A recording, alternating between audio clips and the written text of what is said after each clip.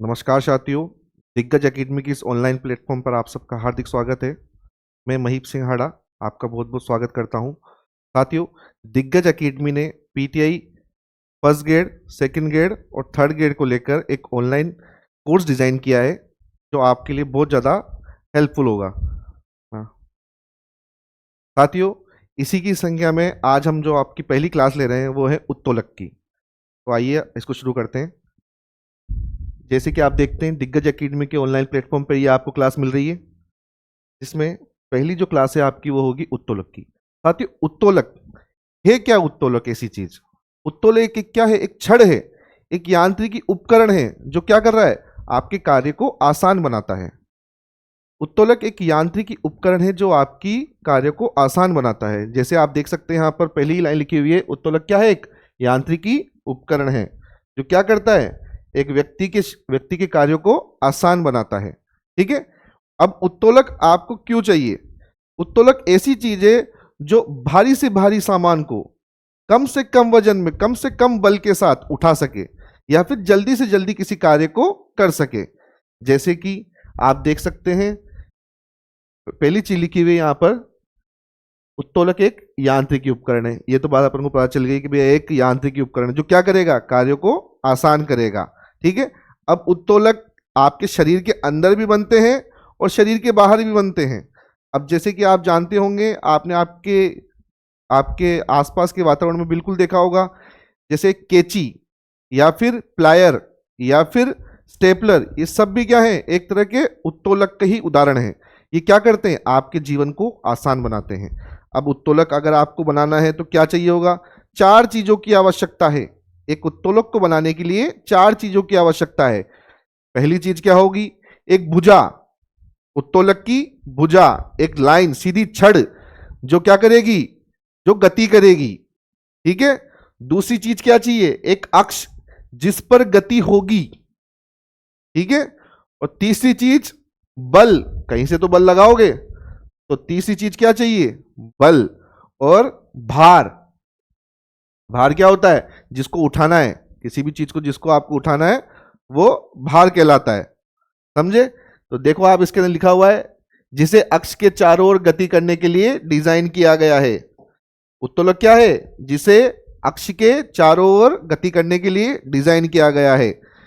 अगली लाइन लिखी हुई है आपके सामने, उत्तोलक एक कठोर छड़ है जिसे बल लगाने पर अक्ष के चारों ओर गति मिलती है। मैंने आपको पहले ही बताया, उत्तोलक क्या है? एक ऐसी छड़ है जो गति करती है। कब गति करती है? जब उस पर बल लगाया जाता है। अब उत्तोलक के लिए हमको चार चीजों की जरूरत होती है। उन चार चीजों की आपके सामने लिखा हुआ है। क्या चाहिए चारों चीजों में से? पहली चीज छड़, क्या है? छड़। उत्तोलक की भुजा, अरे भैया जो चीज गति करेगी वो तो चाहिएगी सबसे पहले, तो क्या चीज चाहिए? भुजा। अब आपसे ऐसे पूछूं मैं कि शरीर के अंदर भुजा का कार्य कौन करेगा? उत्तोलक की भुजा का कार्य कौन करेगा? तो लंबी हड्डियां, मानव शरीर की अस्थियां क्या किसका काम करती हैं? उत्तोलक की भुजा का कार्य करती हैं। ठीक है। दूसरी चीज क्या चाहिए?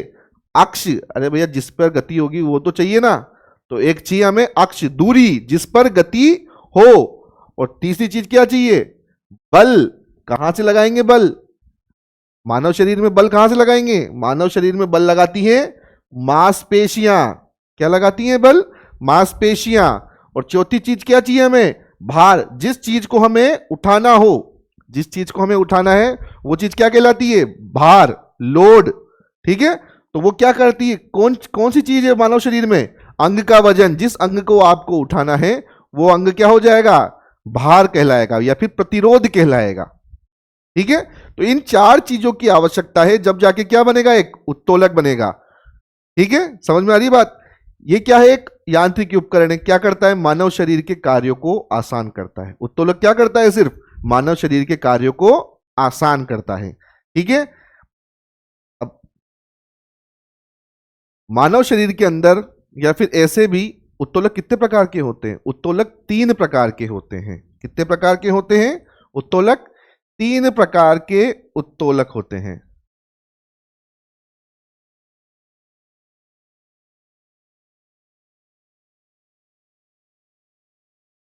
मानव शरीर में कितने प्रकार के उत्तोलक होते हैं? 3 प्रकार के उत्तोलक होते हैं।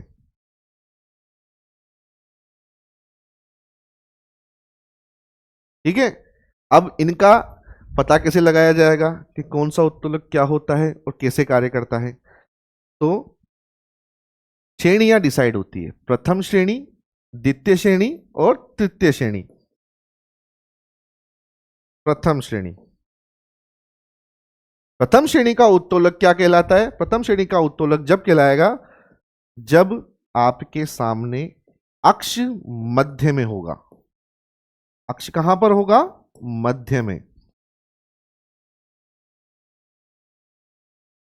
अक्ष कहां पर होगा? सदैव मध्य में। अगर अक्ष किसी उत्तोलक का मध्य में है तो वो कौन सा उत्तोलक कहलाएगा? प्रथम श्रेणी का उत्तोलक कहलाएगा। ठीक है, और द्वितीय श्रेणी का उत्तोलक कब कहलाएगा? जब भार मध्य में होगा।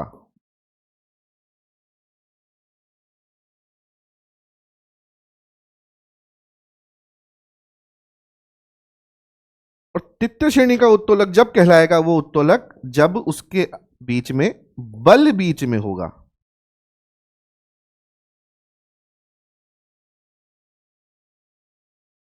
ये तीनों चीजें आपको समझाई जाएंगी अभी बहुत आसानी से। ये क्या है? अभी आपको लग रहा होगा यार ये क्या चीज हो गई, ये क्या चीज है ऐसी के अभी तो समझ में नहीं आ रहा। अब आपको धीरे से मैं आपको समझाता हूं ये चीजें। ये देखिए, प्रथम श्रेणी का उत्तोलक, प्रथम श्रेणी का उत्तोलक क्या कह रहा है कि ये संतुलन का उत्तोलक कहलाता है। क्या कहलाता है? पहली बात तो कि भैया संतुलन का कार्य करेगा। ठीक है, जैसे आपने तराजू देखा है सबने, तराजू होता है दोनों तरफ से चीजों को संभाल के चलता है, उसे क्या कहेंगे हम?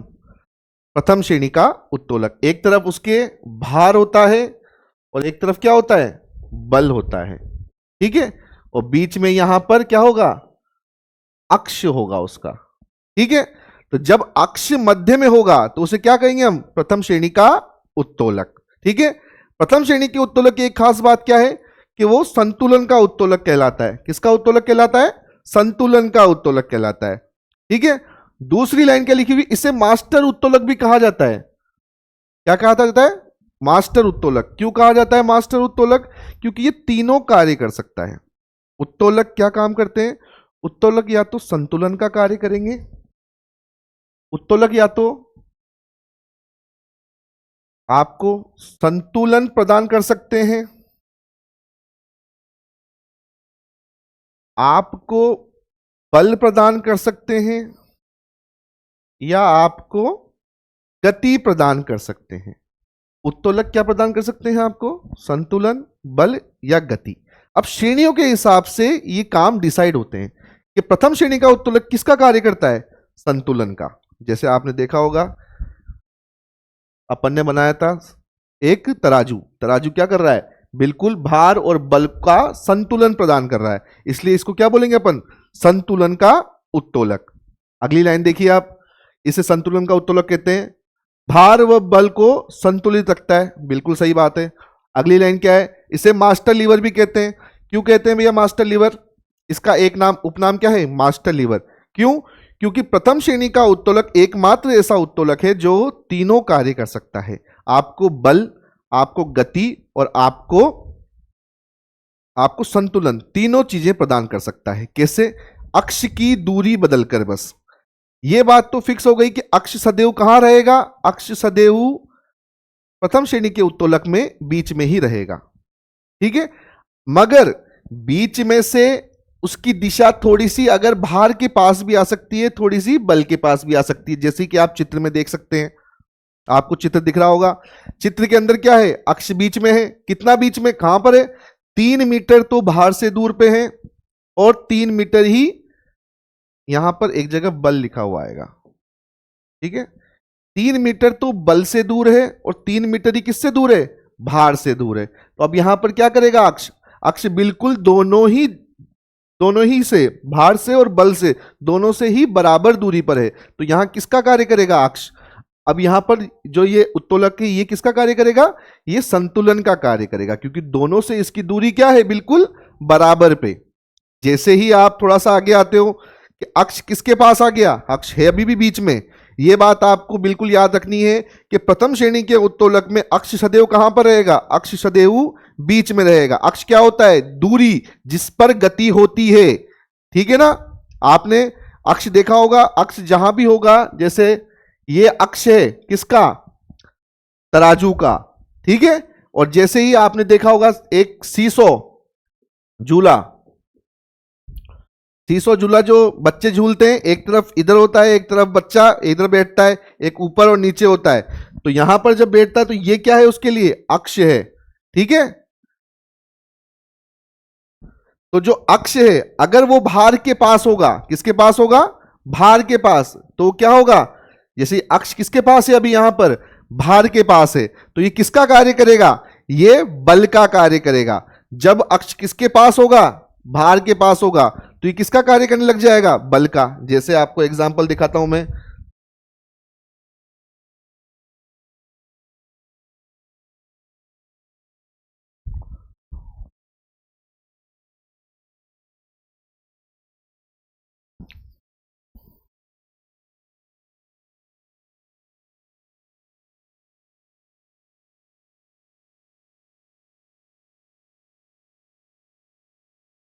एक बहुत बड़ा पत्थर है, हमें इसको उठाना है। कैसे उठाएंगे? या तो आप सीधा हाथ से उठा लो, इसको फेंक दो उधर, मगर नहीं, अगर हम ऐसे करते हैं, यहाँ पर एक बीच में पत्थर लेते हैं और एक सरिया लेते हैं और सरिये से उसको उठा देते हैं और वो उधर चल जाएगा। ये कैसे चल गया? ये यांत्रिकी उपकरण हुआ ना। आपने एक रोड से इतने भारी पत्थर को उधर फेंक दिया। कैसे फेंका? ये तो छड़ है आपके लिए, ये यहां से जहां से गति मिल रही है वो क्या है? अक्ष। यहां से आपने क्या लगाया? बल। यहां से क्या लगाया आपने? बल। और ये पत्थर क्या है अपने लिए? भार का कार्य कर रहा है। और ये जो बीच में अपन ने लगाया यहां पर, ये अक्ष, दूरी जिसे कहते हैं, जहां से गति मिलेगी, ठीक है। तो अक्ष, अब आप इसमें सीधी लंबाई में देखिए, क्या चीज बीच में? अक्ष बीच में ही है, ठीक है। भार उधर है और बल दूर है, ठीक है। तो मैंने आपको यही बताया था, अक्ष अगर किसके पास आ जाए? भार के पास आ जाए, तो ये किसका कार्य करने लग जाएगा? बल का। अक्ष मगर बीच में ही है अभी भी, तो ये कौन सी श्रेणी का उत्तोलक हुआ? प्रथम श्रेणी का उत्तोलक। इसका उत्तोलक हुआ प्रथम श्रेणी का उत्तोलक। ऐसे ही दूसरा एग्जांपल आपके सामने रखते हैं। दूसरा एग्जांपल क्या है? अक्ष को अगर अपन बल के पास ले जाएं, किसके पास ले जाएं? बल के पास। अब ये किसका काम करने लग जाएगा? गति का।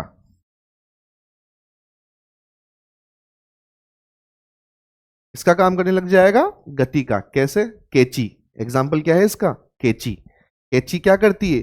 कैंची से काटने में आपको बल नहीं लगता, मगर कैंची गति का कार्य करती है, जल्दी कार्य करती है। इसलिए अक्ष, वो कैंची किसका उदाहरण होगा? प्रथम श्रेणी का उत्तोलक है, मगर किसका उदाहरण होगा? बल। ये किसके पास है? बल के ज्यादा पास है। जैसे आपने कैंची देखी होगी सबने,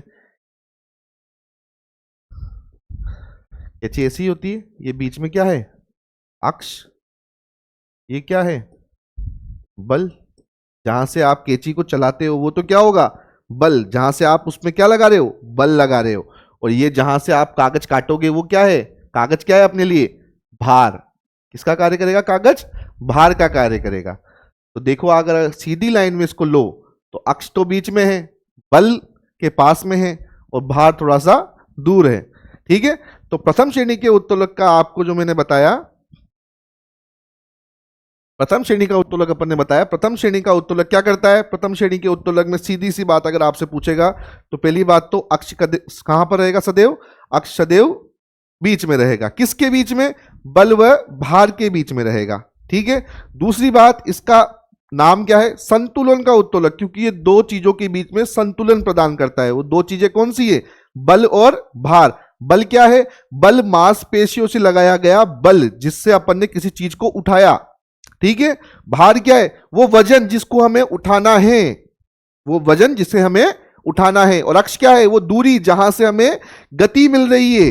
वो अक्ष क्या है? वो दूरी जहां से हमें गति मिल रही है, ठीक है। आगे चलो, ये आपको समझ में आ गया। इसे संतुलन का उत्तोलक कहते हैं, मास्टर उत्तोलक कहते हैं। मास्टर उत्तोलक क्यों कहते हैं?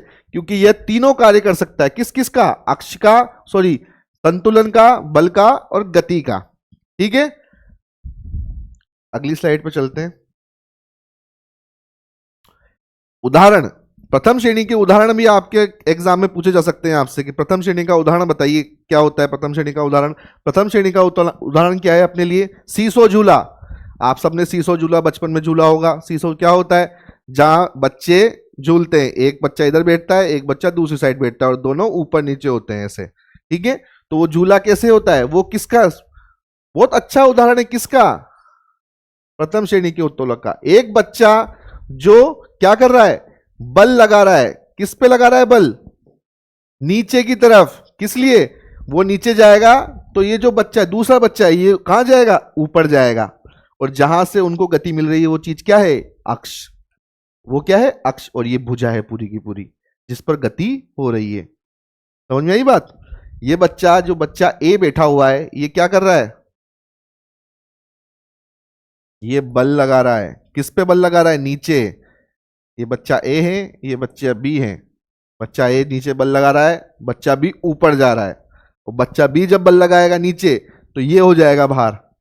ठीक है, बच्चा ए बल लगा रहा है, बच्चा बी ऊपर जा रहा है। ये बच्चे बी का जो वजन है ये अभी क्या है? भार, प्रतिरोध कर रहा है। ये इसको बल को प्रतिरोध कर रहा है, इसका वजन, कि नहीं मैं ऊपर नहीं जाऊंगा। मगर ये बल अगर इसका ज्यादा हो गया प्रतिरोध से तो ये बच्चे बी को ऊपर जाना पड़ेगा। तो ठीक है, प्रथम श्रेणी का सबसे अच्छा उदाहरण अगर आपको देखना हो तो आप किसी भी पार्क में जाएं और पार्क में सीसो का झूला देखें।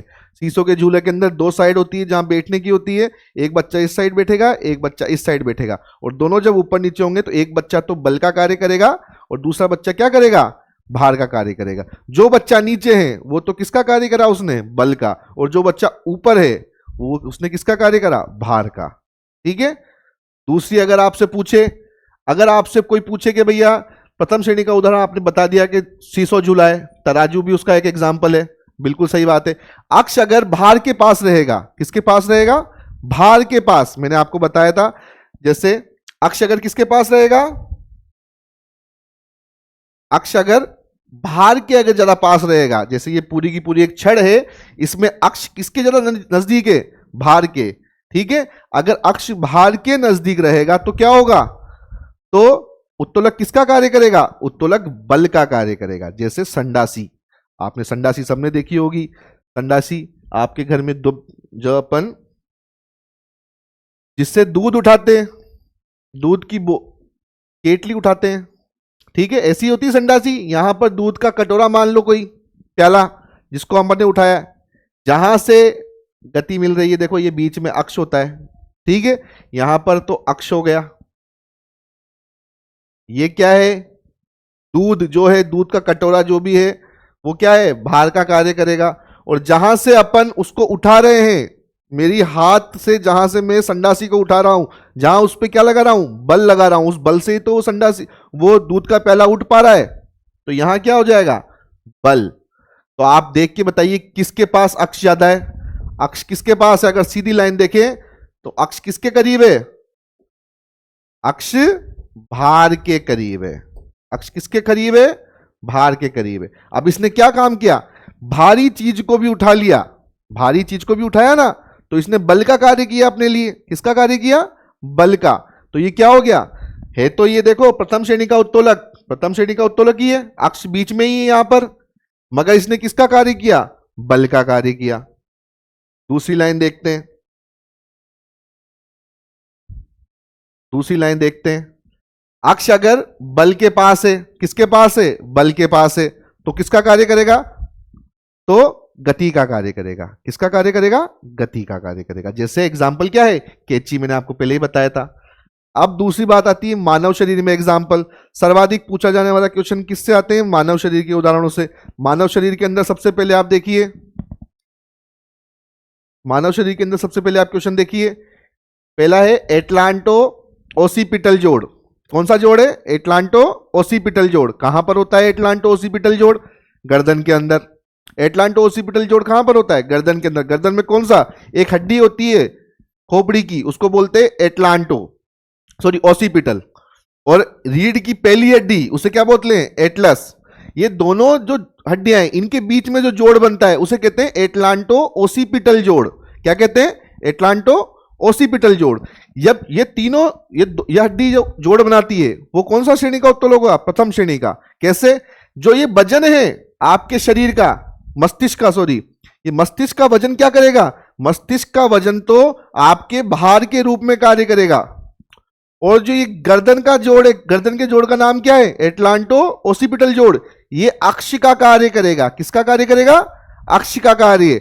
और जो आपकी पीठ की मांसपेशियां हैं ये किसका कार्य करेंगी? पीठ की मांसपेशियां किसका कार्य करेंगी? पीठ की मांसपेशियां कार्य करेंगी आपके बल का। अब आप इसको सीधी गति में वापस लेके आइए, देखिए सीधी गति में एकदम वापस लेके आइए। जो पीठ अपने सिर का वजन है ये तो भार का कार्य कर रहा है। अक्ष का कार्य कौन कर रहा है?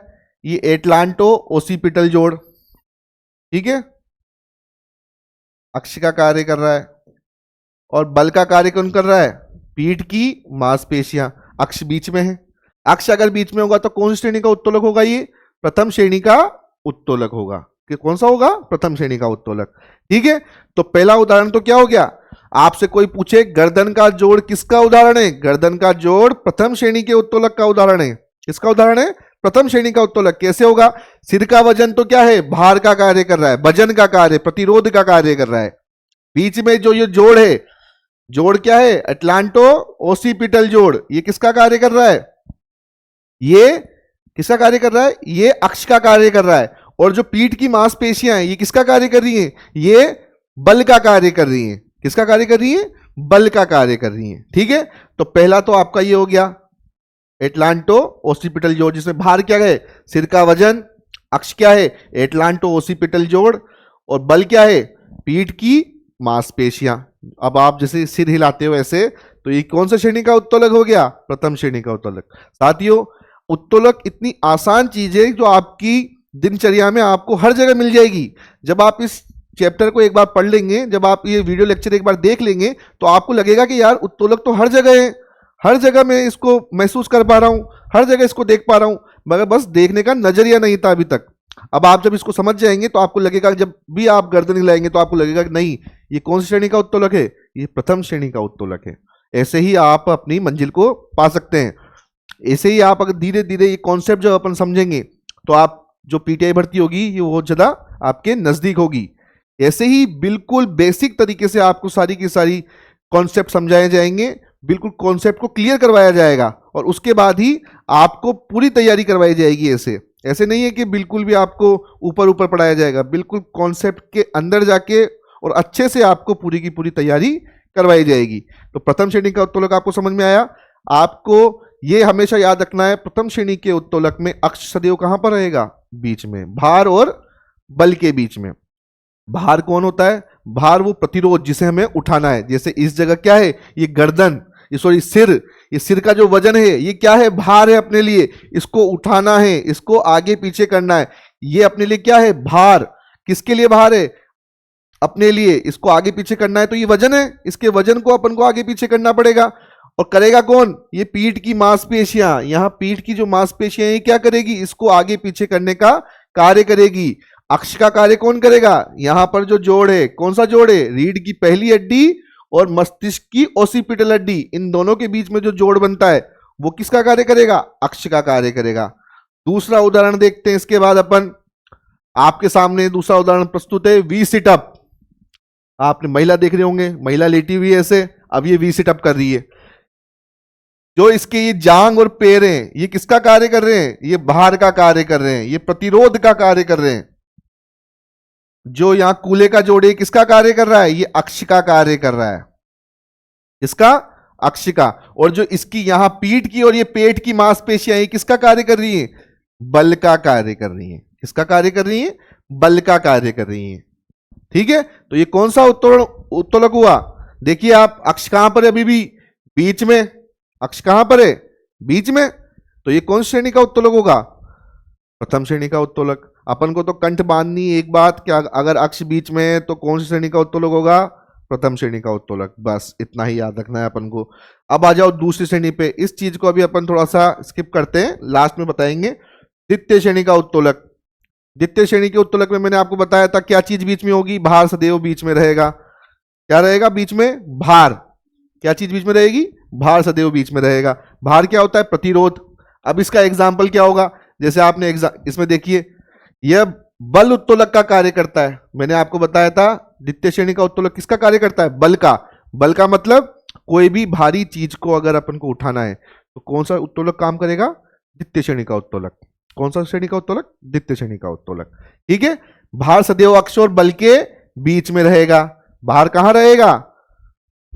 बल और अक्ष के बीच में रहेगा। आगे चलते हैं। अब देखिए सबसे अच्छा एग्जाम्पल दिख रहा है आपको आपके सामने।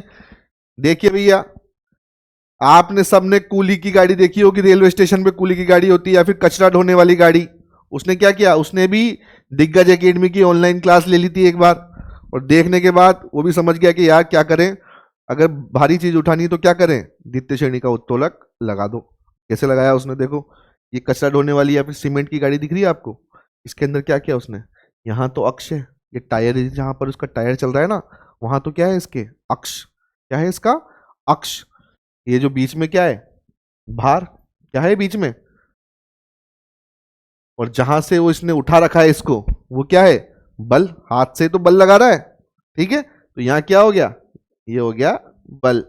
अब ये क्या हो गया? देखो, ये प्रथम श्रेणी का उत्तोलक है, द्वितीय श्रेणी का उत्तोलक है, तृतीय श्रेणी का उत्तोलक है।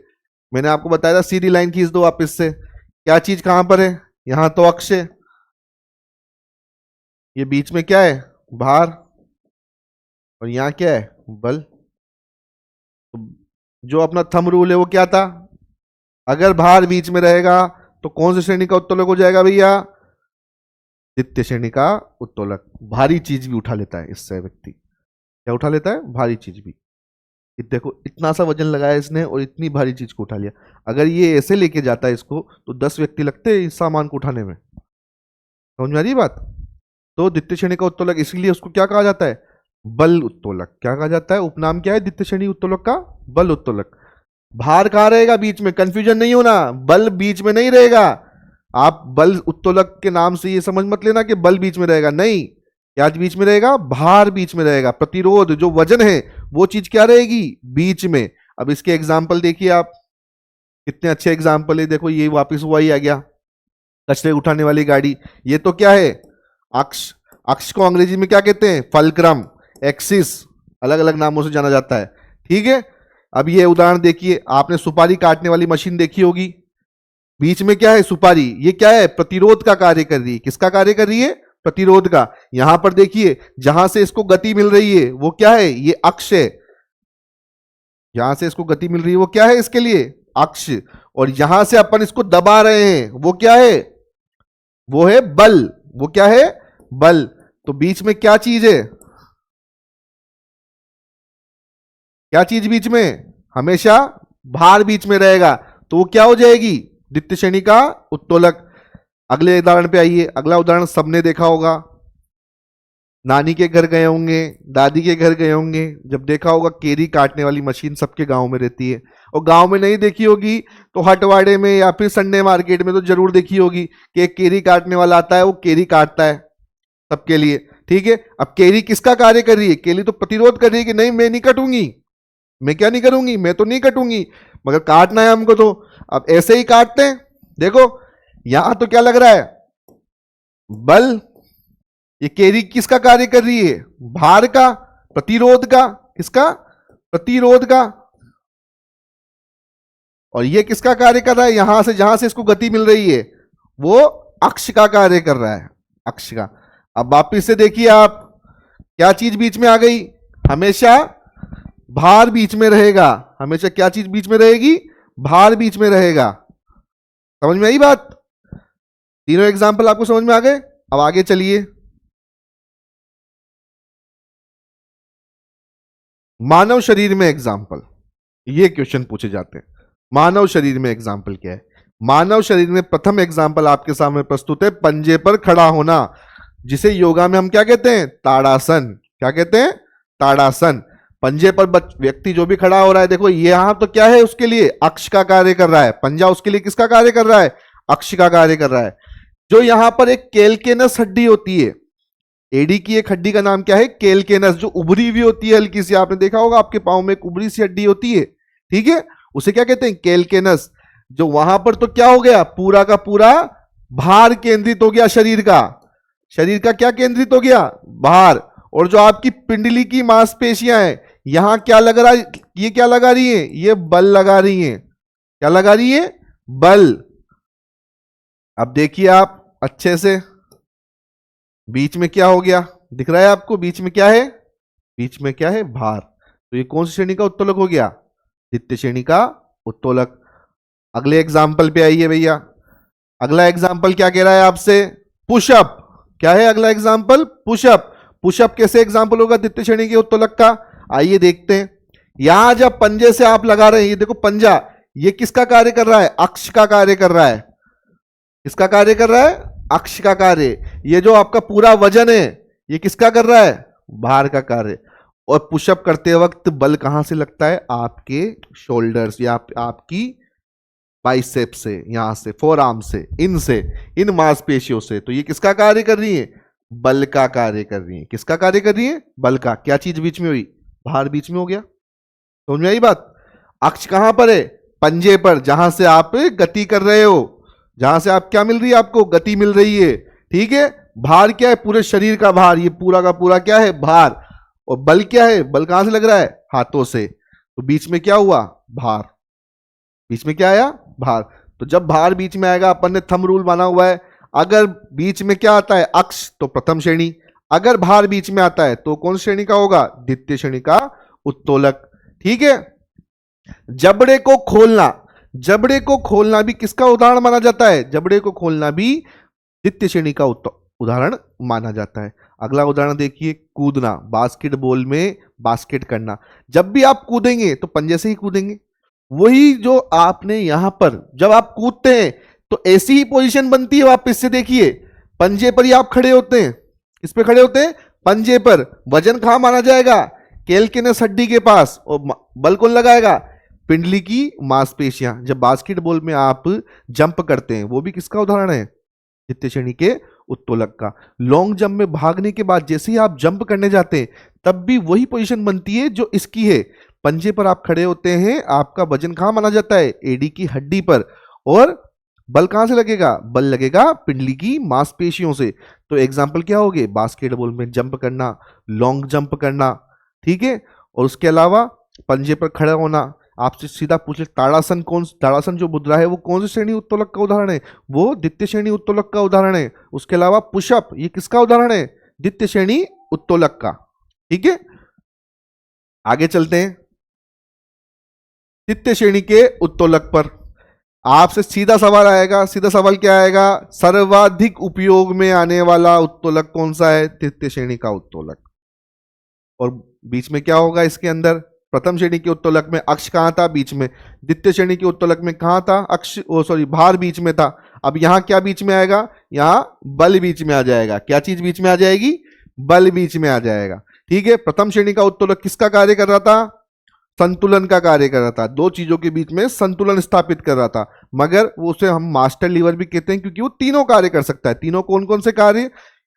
संतुलन का कार्य तो कर ही सकता है, द्वितीय श्रेणी के उत्तोलक के जैसे वो बल का कार्य भी कर सकता है, और तृतीय श्रेणी के उत्तोलक के जैसे गति का भी कार्य कर सकता था। मगर तृतीय श्रेणी का उत्तोलक किसका कार्य करेगा? गति का। किसका कार्य करेगा? हमेशा गति का। जब भी बल बीच में होगा, वो कार्य किसका करेगा? गति का। एक तरफ क्या होगा उसके? भार, और दूसरी तरफ क्या होगा? अक्ष। सब सर्वाधिक खेलों में उपयोग होने वाला उत्तोलक कौन सा है? तृतीय श्रेणी का उत्तोलक। आइए आगे चलते हैं, इसमें देखते हैं। यह उत्तोलक गति का कार्य करता है, बिल्कुल आपको बता ही दिया मैंने। किसका कार्य करेगा? गति का। अगली बात, मानव शरीर में सर्वाधिक उपयोग आने वाला उत्तोलक कौन सा है? तृतीय श्रेणी का उत्तोलक। उसके बाद बल सदैव अक्ष व भार के मध्य रहेगा। किसके मध्य रहेगा? अक्ष व भार के मध्य रहेगा, ठीक है। अब इसका एग्जाम्पल क्या हो सकता है? मुख्य रूप से देखो, चिमटा। आप सबने अपनी मम्मी से चिमटे से मार खाई होगी भैया, मैंने तो खाई है।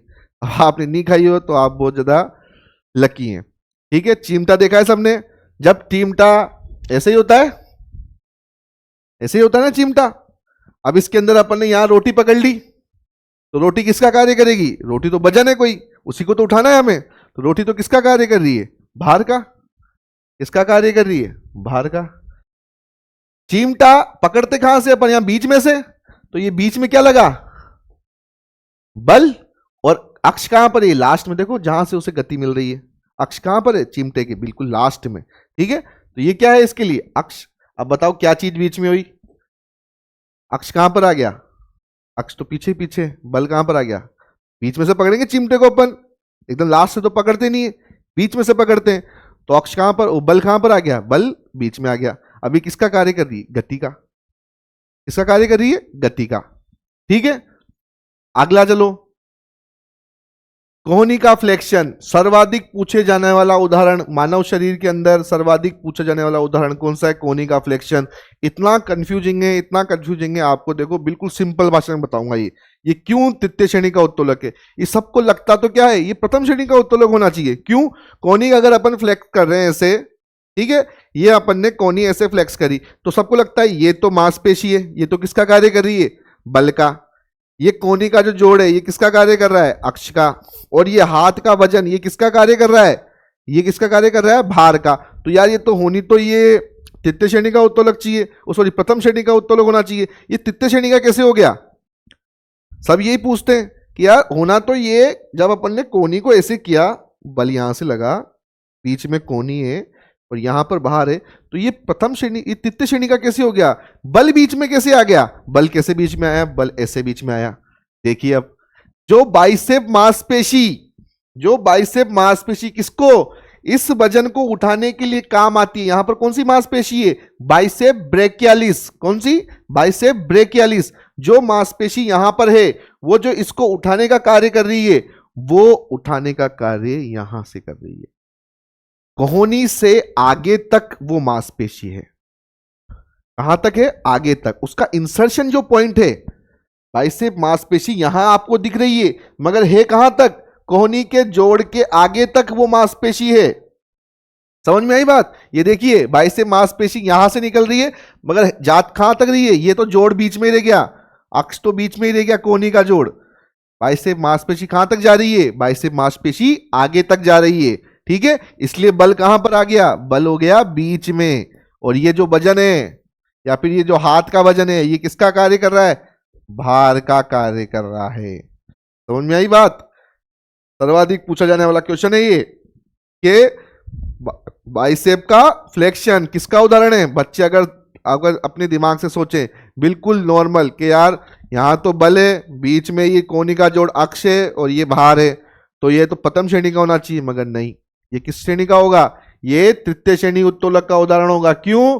क्योंकि बाइसेप जो मांसपेशी है यहां से जाके वो कोहनी के जोड़ के भी आगे जाके लग रही है, इसलिए वो कौन सी श्रेणी का उत्तोलक होगा?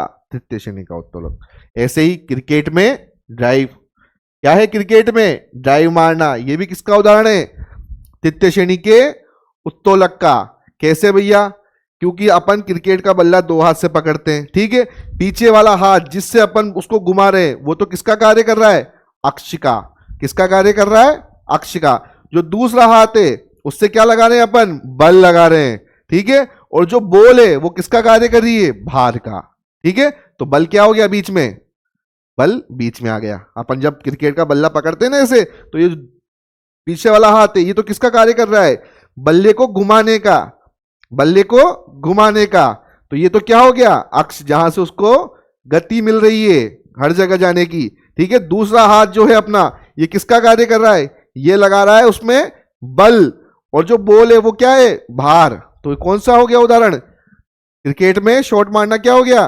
तृतीय श्रेणी का उदाहरण। आगे चलिए, घुटने का फ्लेक्शन। घुटने का फ्लेक्शन भी वैसे ही उदाहरण है जैसे अपन ने बाइसेप बताया। घुटने का फ्लेक्शन भी किसका उदाहरण है? प्रथम तृतीय श्रेणी के उत्तोलक का। वॉलीबॉल में स्मैश मारना, यह भी किसका उदाहरण है? तृतीय श्रेणी के उत्तोलक का। क्रिकेट में ड्राइव, चप्पू चलाना, यह भी किसका उदाहरण हो गया? तृतीय श्रेणी के उत्तोलक का, ठीक है। आपको अगर पूछे सर्वाधिक खेलों में कौन सा उत्तोलक उपयोग होता है? तृतीय श्रेणी का उत्तोलक। कौन सा उत्तोलक? तृतीय श्रेणी का उत्तोलक। अब दूसरी बात, एक चीज जो मैंने आपके बीच में छोड़ी थी, यांत्रिकी लाभ। क्या छोड़ा था आपके बीच में? यांत्रिकी लाभ। साथियों, आज तक राजस्थान पीटीआई की किसी एग्जाम में यांत्रिकी लाभ से क्वेश्चन नहीं पूछा गया, मगर फिर भी हमारा काम है आपको बिल्कुल एकदम प्रॉपर बेसिक से नॉलेज आपको प्रदान करना। ठीक है, तो यांत्रिकी लाभ होता क्या है?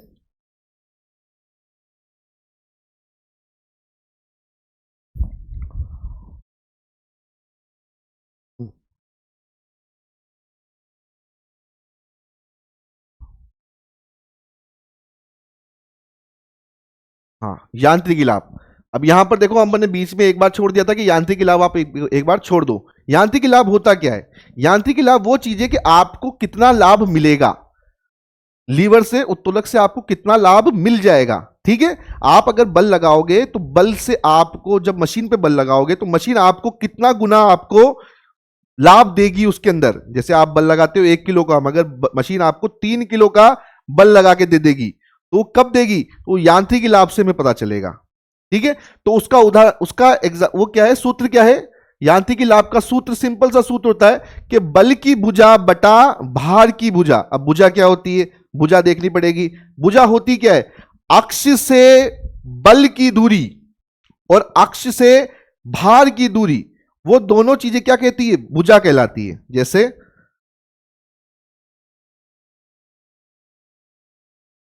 यहां देखिए, अक्ष से किसकी दूरी? बल की दूरी कितनी है? 3 मीटर। कितनी है? 3 मीटर। तो ये क्या कहलाएगी? बल भुजा। क्या कहलाएगी? बल भुजा। अक्ष से भार की दूरी ये कितनी? यहां पर भी 3 मीटर। तो ये क्या कहलाएगी? भार भुजा। एक बात याद रखने की ये और है, अक्ष कहीं पर भी हो, अक्ष से ही सदैव भुजा की लंबाई नापी जाती है। जहां अक्ष होगा उससे ही भार की और उससे ही बल की दूरी नापी जाएगी, जब भी आपको भुजा की लंबाई ज्ञात होगी। ठीक है, अक्ष देखो यहां पर कहां पर है? बीच में। अक्ष से बल कितना दूर है? 3 मीटर। तो बल भुजा कितनी हो गई? 3 मीटर। अक्ष से भार कितना दूर है? 3 मीटर। तो कितनी होगी भार भुजा? भार भुजा भी हो गई 3 मीटर। अगर इसी को अपन सूत्र में लगाएं, क्या है सूत्र? बल भुजा बटा भार भुजा। किसका? यांत्रिकी लाभ का सूत्र क्या है? बल भुजा बटा भार भुजा। ठीक है, तो अपन ने क्या देखा था? कितनी मीटर है? अक्ष से बल कितना दूर है? 3 मीटर। अक्ष से भार कितना दूर है? 3 मीटर। तो भार भुजा कितनी हो गई? बल भुजा कितनी होगी? 3 मीटर। और भार भुजा भी कितनी हो गई? 3 मीटर। काटा कितना हो जाएगा? 1। यांत्रिकी लाभ मतलब हो गया 1। अगर 1 है तो मतलब यांत्रिकी लाभ नहीं मिल रहा, बिल्कुल बराबर है। ना तो आपको हानि हो रही है यांत्रिकी रूप से, ना आपको फायदा हो रहा है। ठीक है ना, या फिर आपको लाभ हो रहा है। समझ में आई बात? यांत्रिकी लाभ क्या कहता है आपको?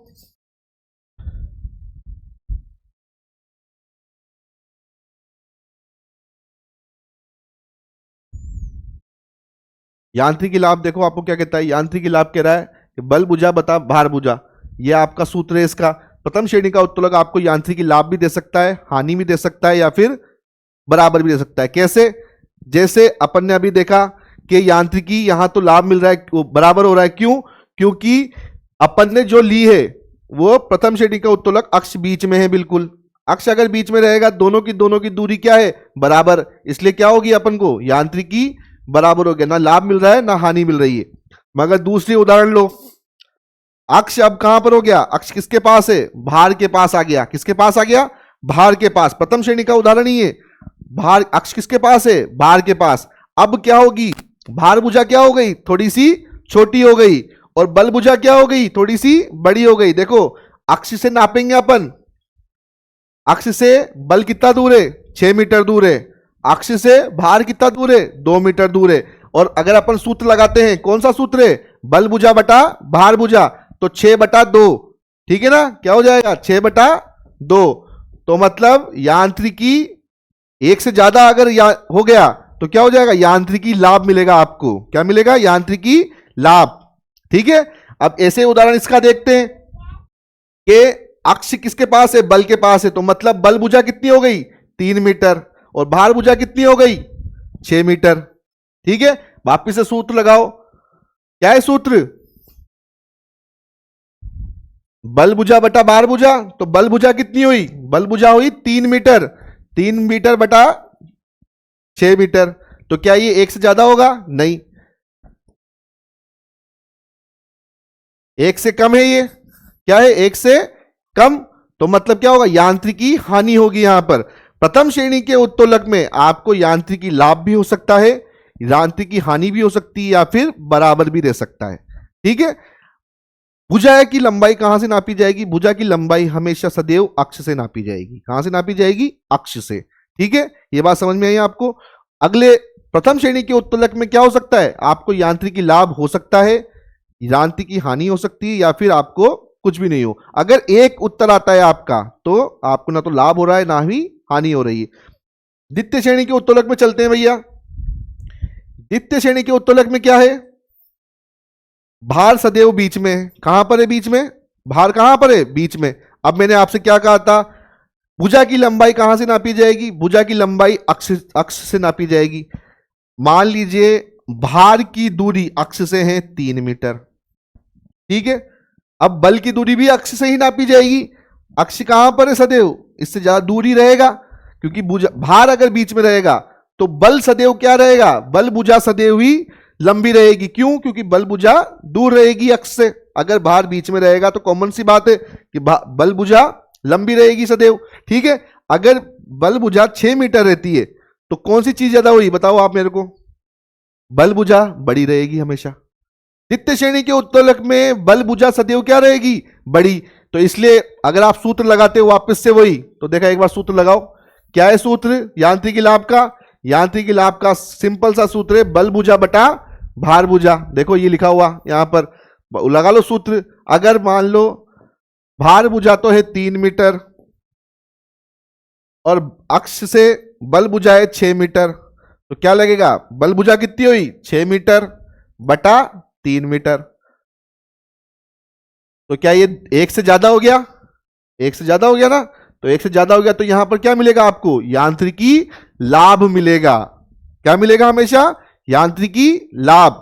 तो सदैव द्वितीय श्रेणी के उत्तोलक में यांत्रिकी लाभ ही मिलेगा आपको। क्यों? क्योंकि सदैव इसमें क्या रहेगी? बल भुजा भार भुजा से बड़ी रहेगी।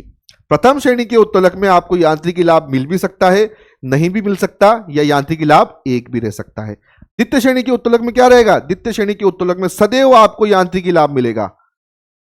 अब तृतीय श्रेणी के उत्तोलक में चलते हैं। तृतीय श्रेणी का उत्तोलक क्या कह रहा है? बल क्या है? बीच। बल कहां पर है? बीच में। बल कहां पर है? बल बीच में है भैया। अब लगाओ वापस से वही फॉर्मूला। किसका? यांत्रिकी लाभ का। यांत्रिकी लाभ का फॉर्मूला क्या कहता है? बल भुजा बटा भार भुजा। क्या हमें यांत्रिकी लाभ मिलेगा? नहीं। वापस से नाप लो।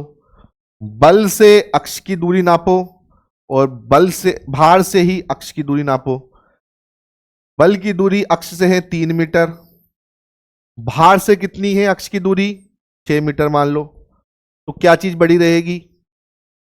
भार भुजा बड़ी है यहां पर। तो वही फॉर्मूले में अगर आप लगाते हो तो 3/6। क्या ये 1 से ज्यादा है? नहीं, 1 से तो कम है। तो तृतीय श्रेणी के उत्तोलक में सदैव आपको क्या होगी? यांत्रिकी हानि होगी। क्या होगी? सदैव यांत्रिकी हानि। आपको द्वितीय श्रेणी के उत्तोलक में सदैव यांत्रिकी लाभ मिलेगा। प्रथम श्रेणी के उत्तोलक में आपको यांत्रिकी लाभ भी मिल सकता है, हानि भी हो सकती है, या फिर 1 भी रह सकता है। मतलब ना तो लाभ हो रहा है ना ही हानि हो रही है। समझ में आई बात?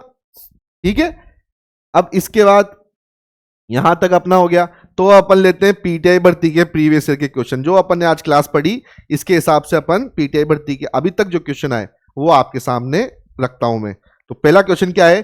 प्रथम श्रेणी का उत्तोलक बढ़ाने के योग्य है। क्या बढ़ाता है भैया प्रथम श्रेणी का उत्तोलक? मैंने आपको बताया था एक तो संतुलन का कार्य करता है। तो देखा संतुलन, देखते हैं। संतुलन तो कहीं है ही नहीं इसके अंदर। मगर मैंने आपको एक और चीज बताई थी, प्रथम श्रेणी का उत्तोलक क्या है? मास्टर उत्तोलक है। मास्टर उत्तोलक क्या होता है? जो तीनों कार्य कर सकता है। वो संतुलन का कार्य भी कर सकता है, वो बल का कार्य भी कर सकता है, और वो किसका कार्य कर सकता है, गति का कार्य भी कर सकता है। तो अब उसको देखते हैं यहाँ पर। केवल बल नहीं यार, बल तो बढ़ाता है मगर गति भी तो बढ़ाता है। केवल गति, हाँ भाई गति भी बढ़ाता है। केवल शक्ति, शक्ति तो नहीं बढ़ाता यार। बल कोई अगर आप शक्ति बोलना चाहो तो बोल सकते हो, मगर ये मुझे ज्यादा सही लग रहा है। इसमें क्या लिखा हुआ है, बल भी लिखा हुआ है और गति भी लिखा हुआ है। अगर इन ऑप्शन में देखा जाए तो सबसे सही कौन सा लग रहा है, ये चौथा ऑप्शन लग रहा है। क्यों? क्योंकि ये बल की भी बात कर रहा है और गति की भी बात कर रहा है। और मैंने आपको बताया था प्रथम श्रेणी का उत्तोलक बल, गति और संतुलन तीनों का कार्य कर सकता है। तो प्रथम श्रेणी का उत्तोलक किसका कार्य करेगा, इस ऑप्शन को देखा जाए तो ऑप्शन 4 करेक्ट है। आगे आइए, मनुष्य के शरीर में अधिकतम उत्तोलक होते हैं। कौन सा उत्तोलक होता है सर्वाधिक? मैंने आपको बताया था तृतीय श्रेणी का उत्तोलक मनुष्य के अंदर सर्वाधिक होता है। या फिर खेलों में सर्वाधिक उपयोग आने वाला उत्तोलक कौन सा है, तृतीय श्रेणी का उत्तोलक। आगे चलिए, द्वितीय श्रेणी के लीवर में होता है, क्या बीच में होता है? देखो इसमें लिखा हुआ द्वितीय श्रेणी के लीवर में होता है, क्या होता है भैया? आधार, बल व प्रतिरोध के बीच में होता है। आधार मतलब अक्ष नहीं, आधार तो प्रथम श्रेणी के उत्तोलक में होता है बीच में, ये बात तो गलत हो गई यहीं पे। फिर बल आधार तथा प्रतिरोध के बीच में होता है, क्या ऐसा होता है क्या? नहीं भैया, बल भी नहीं होता बीच में, बल बीच में थोड़ी होता है, बल तो तृतीय श्रेणी के उत्तोलक में बीच में होता है। तीसरी लाइन क्या लिखी हुई है, प्रतिरोध। देखो प्रतिरोध, यहां पर इसने किसको, भार को क्या लिख दिया, प्रतिरोध लिख दिया।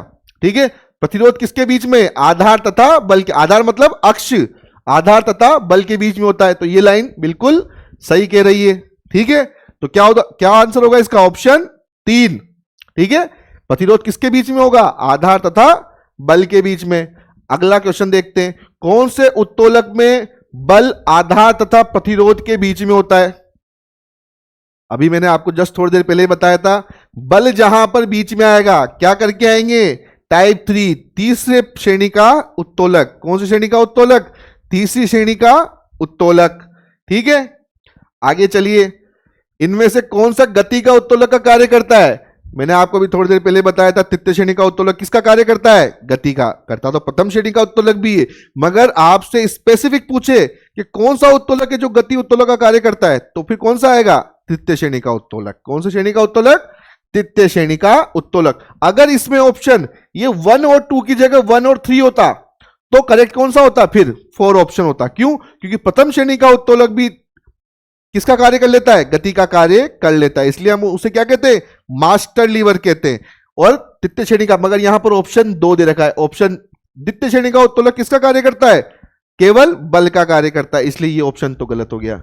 अब यहां पर सबसे अच्छा ऑप्शन कौन सा है, तृतीय श्रेणी का उत्तोलक। अगर यहां पर प्रथम और थर्ड होता, यहां प्रथम श्रेणी का और तृतीय श्रेणी का उत्तोलक दोनों ऑप्शन होता तो ज्यादा ऑप्शन सही कौन सा होता, ऑप्शन नंबर 4। मगर यहां क्या दे रखा है, प्रथम श्रेणी और द्वितीय श्रेणी का, इसलिए ऑप्शन कौन सा सही होगा, तृतीय श्रेणी का, मतलब ऑप्शन 3। वह उत्तोलक जिसमें आधार, वजन तथा बल के बीच में है। आधार क्या होता है, आधार मतलब अक्ष, आधार किसके बीच में, वजन मतलब भार। अब देखो यहां भार को क्या लिख दिया इसने, वजन। और किसके बीच में, बल के बीच में। क्या होता है भैया, किसमें ऐसा होता है कि भैया अक्ष बीच में होता है, आधार बीच में होता है, प्रथम श्रेणी के उत्तोलक के अंदर। किसमें होता है, प्रथम श्रेणी के उत्तोलक के अंदर। ठीक है, आगे चलो, खेल कूद विस्थापन में कौन सा लीवर अधिक प्रभावित होता है? मैंने आपको अभी बताया था खेल कूद में सर्वाधिक उपयोग आने वाला कौन सा उत्तोलक होता है, तृतीय श्रेणी का उत्तोलक। तो बिना देखे ही आप तो क्या करिए आओ, तृतीय श्रेणी का उत्तोलक। साथियों ये सारे पीटीआई भर्ती में आए हुए क्वेश्चन है, राजस्थान पीटीआई के अंदर।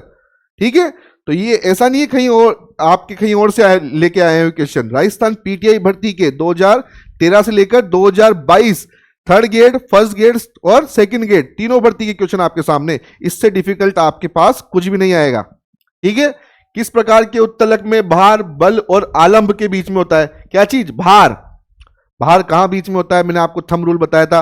अगर भार बीच में है तो कौन सी श्रेणी का उत्तोलक होगा, द्वितीय श्रेणी का उत्तोलक। तो क्या लिखा हुआ यहां पर है, द्वितीय प्रकार, बिल्कुल है द्वितीय प्रकार।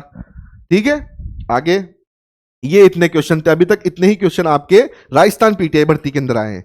आप होप, मुझे लगता है आपको बिल्कुल ये चीज जो मैंने आपको समझाई आपको बिल्कुल समझ में आई होगी। अगर आपको फिर भी कोई ऐसा डाउट होता है तो आप मुझसे पूछ सकते हैं।